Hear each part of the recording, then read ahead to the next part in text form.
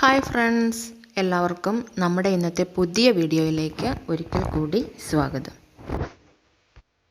ഇന്ന് ഞാൻ വന്നിരിക്കുന്നത് ചായയുടെയൊക്കെ കൂടെ നമുക്ക് കഴിക്കാനായിട്ട് പറ്റിയ നല്ല കറുമുറ ടേസ്റ്റിലുള്ള ചക്ക വറുത്തതിൻ്റെ റെസിപ്പിയുമായിട്ടാണ്.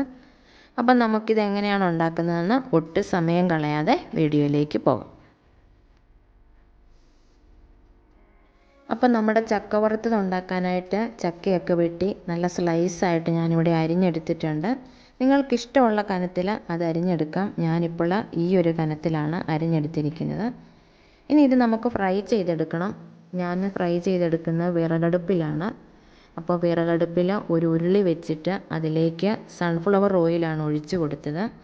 അതിലേക്ക് കുറച്ച് ഉപ്പും മഞ്ഞൾപ്പൊടിയും ഇട്ട് കൊടുത്തു. അപ്പോൾ നമുക്കതൊന്ന് അലുത്ത് വരാനായിട്ടൊന്ന് ഇളക്കി കൊടുക്കാം. നമ്മുടെ എണ്ണ ഇവിടെ ചൂടായിട്ട് വന്നിട്ടുണ്ട്. ഈ സമയത്ത് നമുക്ക് അരിഞ്ഞു വെച്ചിരിക്കുന്ന ചക്ക ഇട്ട് കൊടുക്കാം. ഇനി നമുക്കിത് ചെറുതായിട്ടൊന്ന് ഇളക്കി കൊടുക്കാം.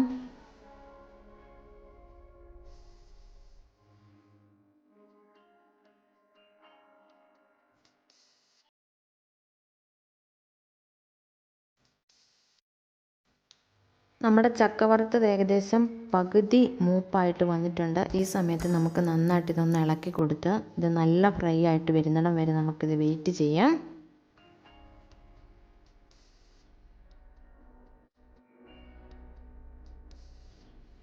അപ്പോൾ നമ്മുടെ ചക്ക വറുത്തത് ഇവിടെ റെഡി ആയിട്ടുണ്ട്. ഇനി ഇത് നമുക്ക് എണ്ണയിൽ നിന്ന് കോരി മാറ്റാം.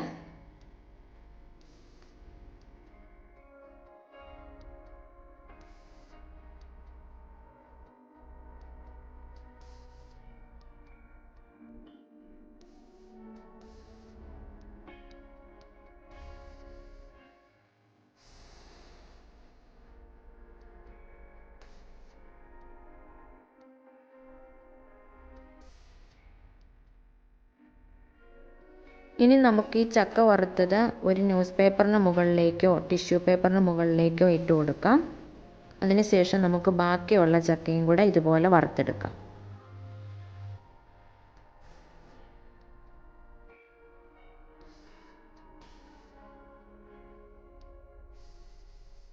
അപ്പോൾ രണ്ടാമതിട്ട ചക്ക വറുത്തതും റെഡി ആയിട്ടുണ്ട്. അതും കൂടി ഞാൻ ഈ ന്യൂസ് പേപ്പറിന് മുകളിലേക്ക് ഇട്ട് കൊടുക്കുകയാണ്.